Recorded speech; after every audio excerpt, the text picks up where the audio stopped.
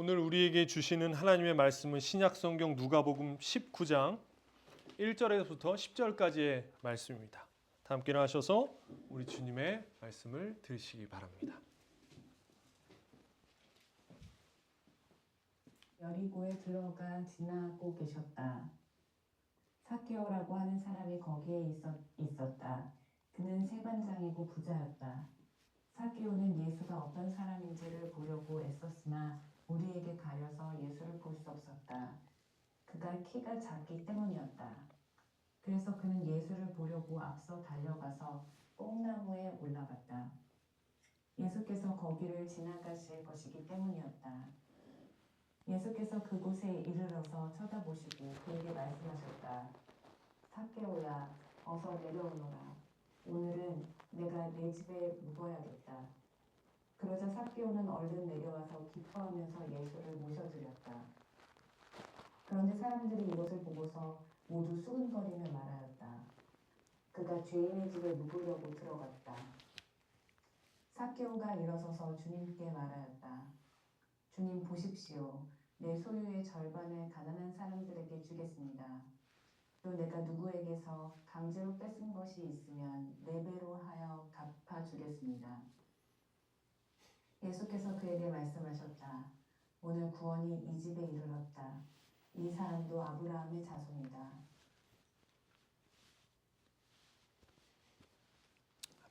나 구원하러 왔다. 아멘. 네, 다시 한번 참 좋으신 우리 주님의 자비와 평화가 오늘 하나님 앞에 나오신 모든 분들과 함께 하시기를 빕니다. 우리 앞뒤 옆에 계신 분들과 반가운 마음으로 잘 오셨습니다. 다시 한번 인사하겠습니다. 네, 잘 오셨습니다. 네, 오늘 또 미국에서 또 함께 하시는 분들, 또 성경 봉독해 주신 이미선 집사님 감사를 드리고 잘 오셨습니다. 오늘 우리가 읽은 이 이야기, 이 이야기는 여러분 굉장히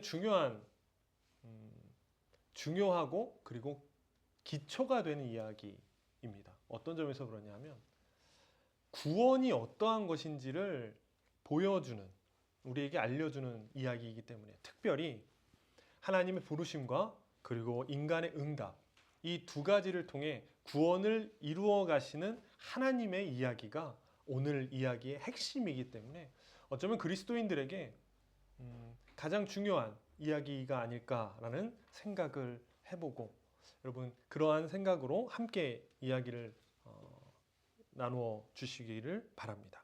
자, 주인공은 우리가 잘 아는 삭개오라는 사람입니다. 우리에게는 난쟁이 삭개오 라고 이야기합니다. 난쟁이라고까지 나와 있지 않은데 키가 작은데 이제 난쟁이라고 우리는 이야기하죠. 그런데 여러분 누가복음은 성서에 그에 대해서는 이렇게 기록합니다. 세관장이며 부자 삭개오라고 이야기를 합니다. 그러니까 누가는 그가 가지고 있는 사회적 지위와 재산을 우리에게 좀 보라고 일부러 이야기를 하고 있는 거죠. 자, 삭개오는 대단한 부자였습니다. 그냥 좀 돈이 많은 사람이 아니라 대단한 부자였어요. 삭개오의 지위가 뭐죠? 세리장입니다. 당시에 이 갈릴리는 세금이 많이 거치는 동네 중 하나였어요.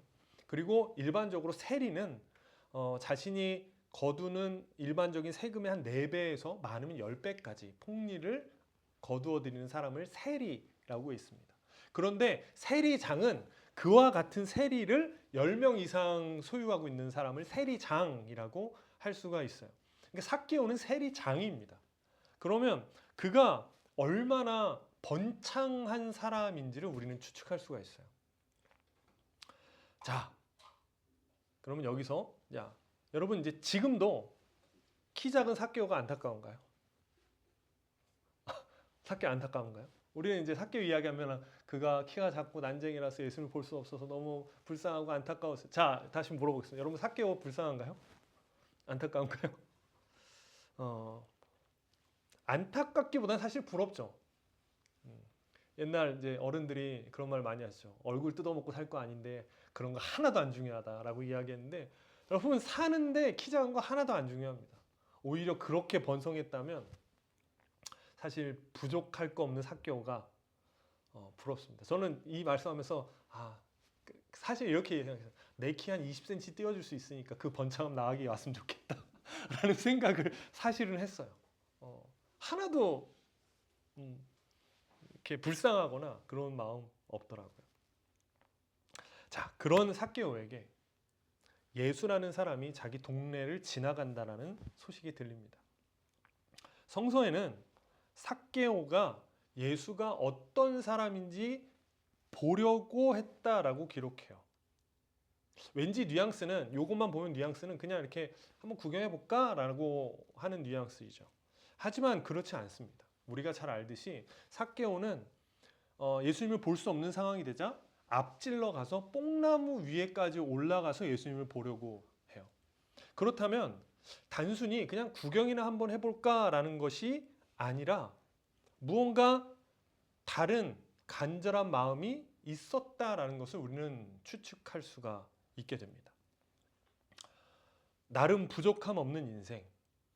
물론 동족인 유대인들에게 손가락질을 받지만 그래도 그것을 충분히 덮고도 남을 만한 재산. 로마의 직원이라는 든든함. 그러나 그에게 무언가 간절하게 채워지지 않는 것이 있었다라는 것을 알 수가 있어요. 그리고 삭개오는 생각했던 겁니다. 혹시 내 안에 이 결핍을 예수라면 채워줄 수 있지 않을까라는 생각을 했던 것 같아요. 여러분, 삭개오의 탁월함은 여기에 있다라고 생각이 듭니다. 그는 자신의 결핍을 어떻게 채워야 될지를 고민해봤고 그것을 위해 무언가를 탐구했던 사람이라는 거죠. 자, 여러분, 인간은 부족함을 느끼고 그것을 채우기 위해 부단히 애를 쓰는 존재입니다. 보통은 어떠한 방법을 취하나요? 보통은 이제 맛있는 것을 먹고요. 그리고 원하는 것을 사고, 그리고 편안하게 쉬고 좋은 곳을 다니며 힐링을 찾습니다. 이게 보통 우리가 선택하는 것들이죠. 물론 이런 것들이 나쁘다고 이야기하는 거 아닙니다. 이것이 주는 유익이 있고요. 이것들을 우리는 선택해야 될 때가 있습니다. 하지만 우리는 잘 알고 있어요. 그때뿐이라는 것. 힐링을 하고 돌아와도 일상은 변함이 없고 또다시 우리 안에 결핍이 생겨나는 것을 우리는 늘 느끼게 됩니다. 웨슬리 목사는 이렇게 이야기합니다. 아름답고 새로운 것도 결국은 시들해지고 그러면 또 다른 것을 찾고 또 다른 것을 찾는다. 그러나 만족함이 없다. 결국 절망과 좌절을 겪는다라고 이야기를 합니다. 인간의 모습이 그렇다라는 거죠. 아름다운 것을 찾고 좋은 것을 찾아도 또 시들해지고 또 시들해지고 결국 우리는 절망과 좌절을 맛보게 된다라는 거예요. 삭개오는 자신의 결핍이 돈으로 더 많은 것을 얻음으로 채울 수 없음을 깨달았던 겁니다. 좌절을 경험했던 거죠. 삭개오는 육신의 키는 작았을지 모르지만 영혼의 키가 작았던 사람은 아닌 듯합니다. 여러분, 우리에게도 이런 알아차림이 필요합니다. 우리는 하나님의 형상으로 지어졌기 때문에 하나님으로부터만 채워질 수 있는 공간이 분명히 있습니다. 내 결핍이 어디에서 온 건가에 대한 인식과 그리고 그것을 고민해 볼 수 있는 그런 영혼의 키가 우리에게도 분명히 필요하다라는 거예요. 자, 예수님을 만나고 싶었지만 삭개오에게 그 길은 쉽지 않았습니다.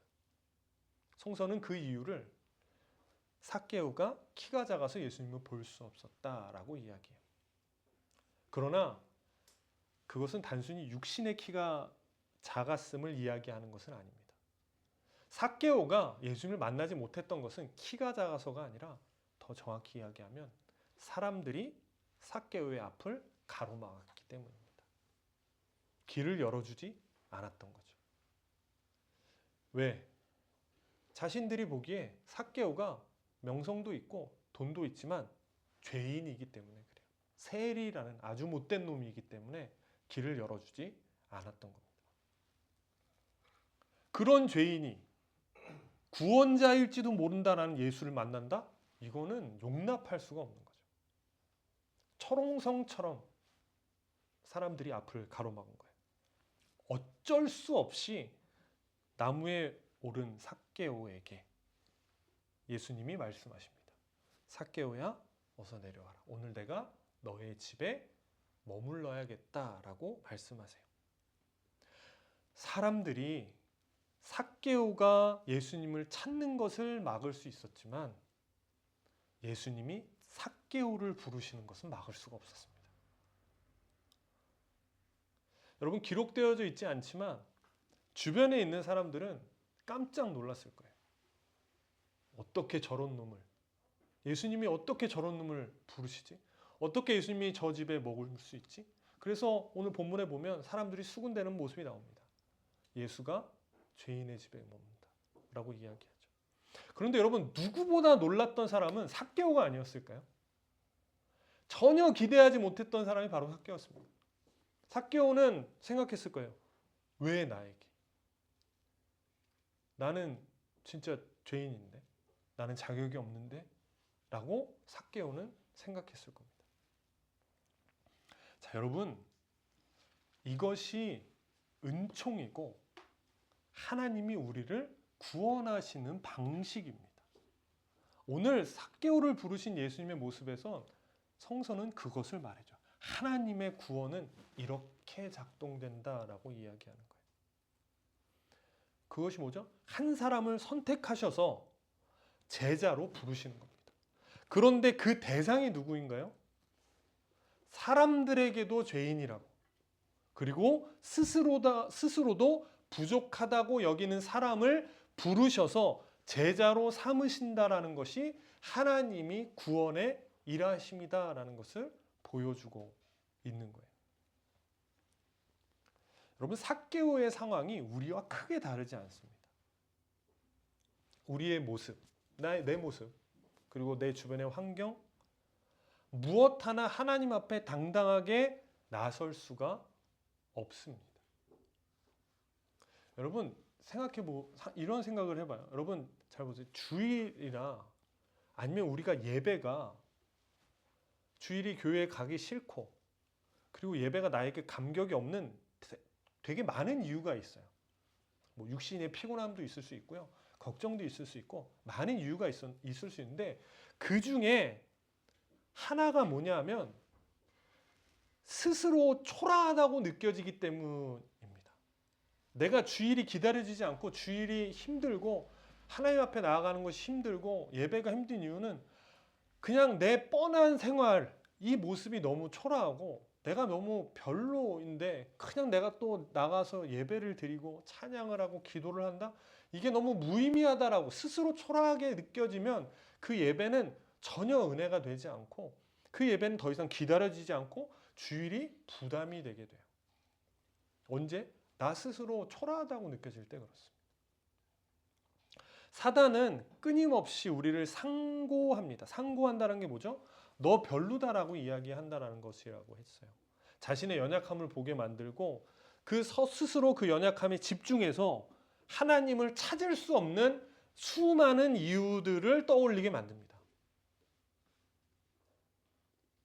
내가 너무 그 연약함에 집중하니까 나는 오늘 이래서, 나는 오늘 이래서, 난 이래서 하나님 앞을 찾을 수 없는 이유들을 많이 만들어내요. 그런데 놀라운 것은 하나님은 그런 우리를 영광 중에 부르신다라는 사실입니다. 그리고 부르셔서 말씀하시는 거예요. 수고하고 무거운 짐진 자들아 다 내게로 오라. 내가 너희를 쉬게 하겠다라고 부르신다라는 사실이죠. 수고하고 무거운 짐을 내려놓고 오라는 것이 아니라 짐을 지고 오라는 겁니다. 너가 별로라는 거, 너가 스스로 연약하고 초라하다라는 거 괜찮아지면 오라는 게 아니라 그것마저도 가지고 오라는 겁니다. 여러분, 이전에도 말씀드렸듯이 신앙은 수동적으로 끌려가는 겁니다. 수동적으로 끌려가는 것이 가장 적극적으로 신앙생활을 하는 거예요. 지금 나에게 집중하지 말고 나를 찾아와 부르시는 분에게 집중해야 합니다. 그분의 부르심에 끌려가는 거예요. 계속해서 날마다 멱살 잡혀서 끌려가는 겁니다. 삭개오는 자신이 아닌 자신을 부르신 예수님을 봤어요. 사람들의 시선도 아니고 자기가 자기를 보는 시선도 아니고 자기를 바라보는 예수님의 시선을 보고 그 부르심에 응답한 겁니다. 내려오라 라는 그 말에 삭개오는 뽕나무에서 내려옵니다. 안전한 피난처에서 내려와서 기뻐하며 예수님을 집에 모신 거예요. 자, 그러자 삭개오가 이렇게 이야기합니다. 내 소유의 절반을 가난한 사람들에게 주겠습니다. 또 내가 누구에게서 강제로 빼앗은 것이 있으면 4배로 하여 갚아주겠습니다 라고 말해요. 여러분, 이거 예수님 먼저 말한 게 아닙니다. 강제하지도 않았어요. 삭개오가 스스로 이야기한 겁니다. 여러분, 이건 이 삭개오의 이 말은 단순히 삭개오가 감동해서 와, 너무너무 좋다, 감동해서 나누어 준 게 아닙니다. 와, 너무 감동했으니까 나 이거 나눠줄게요, 이게 아니에요. 단순히 여러분, 여기서 몇 배로 갚는다고 이야기하죠? 4배로 갚는다고 이야기합니다. 여러분, 이 4배는 구약의 율법이 배상을 하는 기준입니다. 구약에서 율법은 무엇인가 누군가에게 착취를 하거나 빼앗은 게 있으면 그것을 4배로 갚게 율법으로 정해놨어요. 그런데 여러분, 지금 삭개오는 원래 어떤 사람이죠? 4배가 뭐예요? 10배까지 사람들에게 착취했던 사람입니다. 그것을 자신의 삶으로 살았던 사람이에요. 근데 지금 내려와서 뭐라고 얘기하죠? 나는 4배로 갚겠습니다 라고 이야기해요. 이 말은 뭐냐면 이제 나의 삶의 방향을 하나님의 말씀에 맞추겠다라는 겁니다. 나는 이제까지 내 삶의 방식에 맞춰 살았는데 이제는 율법, 하나님의 말씀에 맞춰서 내 삶을 방향을 전환해서 살겠습니다라는 고백인 거예요. 삭개오의 삶에 즉각적인 변화가 일어나는 겁니다. 여러분, 하나님의 부르심이 중요하지만 그렇다고 우리가 아무것도 안 해도 된다는 것은 아닙니다. 부르심에 믿음과 순종으로 반응하는 것은 철저히 우리의 몫입니다. 구원은 하나님의 부르심과 인간의 응답이 이루어질 때 구원함이 이루어지는 겁니다. 자, 그런데 우리가 여기서 주의 깊게 봐야 될 것이 있습니다. 삭개오의 행동에서 주의 깊게 봐야 될 게 있어요. 단순히 삭개오가 나누어 준 행동에 집중하다 보면 우리는 도덕적 선행에 치우칠 수 있습니다. 근데 중요한 건 뭐냐면 삭개오가 자신의 창고를 열어 나누어 주었다라고 이야기한다는 사실이에요. 우리는 여기를 좀 주목할 필요가 있어요. 삭개오가 자신의 창고를 열고 나누어 주었다라는 거죠. 여기에서 우리는 2가지 중요한 사실을 발견할 수 있습니다. 먼저 삭개오는 자신을 지키는 것이 더 이상 내 창고가 아님을 깨달았다라는 거예요. 창고를 열었다라는 것은 내 삶을 지탱하는 것이 더 이상 창고가 아닙니다라고 인정한 행동입니다. 여러분, 앞선 오늘 19장 앞선 18장을 보면 우리가 잘 아는 부자 청년 이야기가 나와요. 한 부자 청년이 예수님을 찾아와서 내가 어떻게 하면 구원을 얻을 수 있습니까? 하나님 나라에 들어갈 수 있겠습니까? 라고 묻습니다. 그러자 예수님이 그에게 말합니다. 가진 것을 팔아서 가난한 사람들에게 다 나눠줘라 라고. 창고를 열라라는 거죠. 그러자 청년이 어떻게 했죠? 몹시 근심하고 돌아갔다라고 이야기해요. 여러분, 이 말은 뭐냐면 이 청년은 하나님이 아닌 자신의 소유가, 내 창고가 나를 지켜준다라고 믿었던 사람입니다. 그러나 삭개오는 달랐습니다. 삭개오는 어떻게 하죠? 창고를 엽니다. 내 삶을 지탱하는 근본이 소유가 아니라 하나님임을 삭개오는 깨달은 거예요.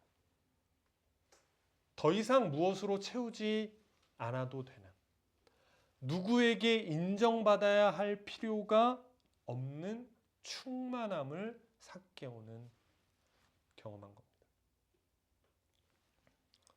자, 두 번째는, 첫 번째는 창고를 열었다라는 것이 삭개오가 더 이상 내 삶을 지탱하는 것이 창고가 아니라 하나님이다라는 것을 고백한 것이었다면, 두 번째는 창고를 열고 사람들에게 나누어 주었다라는 거예요. 여러분, 우리가 예수를 믿고 삶의 방향이 전환되고 우리가 무엇인가 새로워졌다라고 이야기를 합니다. 그런데 삶의 방향은 어디서 드러나냐 하면 그가 사람을 대하는 태도가 바뀐 데서 드러나는 겁니다. 그가 사람을 대하는 태도가 바뀐 데서 이 사람의 삶이 변화됐다는 것이 분명히 드러나게 되는 겁니다. 우리가 예수를 믿고 구원을 받고 은혜를 경험하고 우리가 새로워졌다라고 우리는 이야기합니다. 근데 그게 어떻게 드러나냐 하면 내가 이전과 같이 사람을 대하느냐, 이전과 다른 태도로 사람을 대하느냐에서 반드시 드러난다라는 거죠. 삭개오는 그동안 자신의 창고를 채우던 삶에서 누군가의 삶을 채워주는 태도가 된 겁니다. 다른 이를 위해 기꺼이 자신의 것을 내어주는 모습으로 바뀐 거예요. 우리가 잘 아는 칼뱅이라는 신학자는 이 삭개오의 이 지금 변화된 요 이야기의 모습을 이렇게 표현합니다. 삭개오는 늑대에서 양으로 변화했을 뿐 아니라 심지어 목자로까지 변화했다라고 이야기해요. 삭개오가 처음에는 늑대였는데, 사람들의 것을 착취하고 빼앗는 늑대였는데 내려왔을 때 양이 되었고, 자신의 창고를 열고 나누어 주었을 때 목자가 됐다라는 거죠. 이때 이 순간 예수님이 그에게 말합니다. 우리 10절 한번 다 같이 읽을까요? 9절 함께 다 읽겠습니다. 9절 다 함께 읽겠습니다. 시작. 예수께서 그에게 말씀하셨다. 오늘 구원이 이 집에 이르렀다. 이 사람도 아브라함의 자손이다. 멀리서 예수를 바라보는 자에서 예수의 충실한 제자로 바뀌는 순간입니다. 자신의 창고를 열고 다른 사람을 대하는 태도가 바뀐 그 삶의 전환을 맞이했을 때, 하나님의 부르심에 그렇게 응답했을 때 비로소 구원이 이루어졌다라고 이야기하는 겁니다. 그리고 그 순간 삭개오의 결핍은 충만함으로 바뀌게 됩니다. 여러분, 충만함은 그분의 부르심에 응답함으로 채워집니다. 물론 우리가 하나님 앞에 기도하고 함으로 충만함을 얻을 수도 있지만, 때로는 그 충만함의 완성은 그분의 부르심에 우리가 응답할 때 이루어지는 거예요. 하나님은 우리 각자를 부르십니다. 그리고 그 부르심은 멀리 있지 않습니다. 늘상 이야기하듯 저기 멀리 가야 되는 거 아니에요. 삶의 아주 작은 부분에서부터 그 응답은 시작됩니다. 낙심과 절망의 자리를 털고 일어나는 것,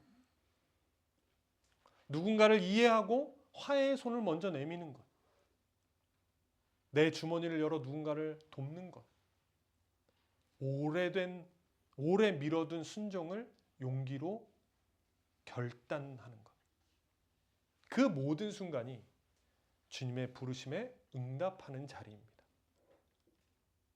오늘도 주님은 우리를 부르십니다. 세상의 소리, 내 안의 두려움의 소리가 아니라 여러분, 목자의 음성을 들읍시다. 그리고 그 음성에 기쁘게 응답합시다.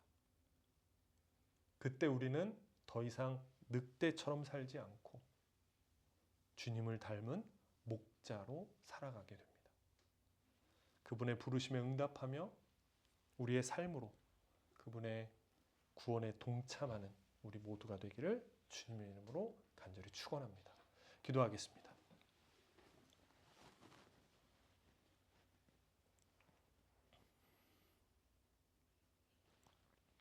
하나님, 사단은 끊임없이 우리가 하나님께 나아가고 예수님께 나아갈 때 우리를 막습니다. 내 스스로 나를 보는 시선, 내 주변의 환경, 다른 사람들의 평가, 채워지지 않는 결핍, 이 모든 것들이 철옹성같이 나를 막아 예수님께로 나아가지 못하게 합니다. 그러나 예수님은 그런 우리를 부르시고 우리가 하나님께 나아가지 못한다면 하나님께서 우리에게 찾아오시고 우리를 부르시는 분이심을 하나님 오늘 보게 됩니다. 하나님 어떠한 소리보다 너는 내 것이라고 부르시는 그 목자의 음성 들을 수 있도록 우리의 눈을 뜨게 하여 주시옵소서. 또한 하나님 그 부르심에 기쁘게 응답하기 원합니다. 더 이상 주저앉지 않고 일어나 그 손 붙잡고 구원을 이루어 가기를 간절히 소원합니다. 하나님,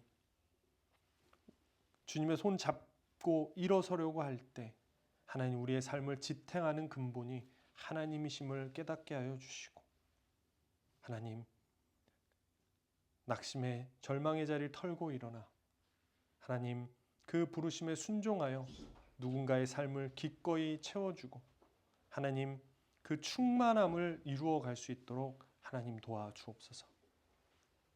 세상의 소리, 내 안의 두려움의 소리가 아니라 목자의 음성 듣고 살아가기 원합니다. 삭개오처럼 늑대에서 양으로 그리고 양을 넘어서 목자로 하나님 우리를 부르심에 감사를 드리고 그 부르심에 순종하며 주님과 함께 구원의 삶을 이루어가는 우리 모두 될 수 있도록 하나님 은총 베풀어 주시옵소서. 예수 그리스도의 이름으로 간절히 기도합니다.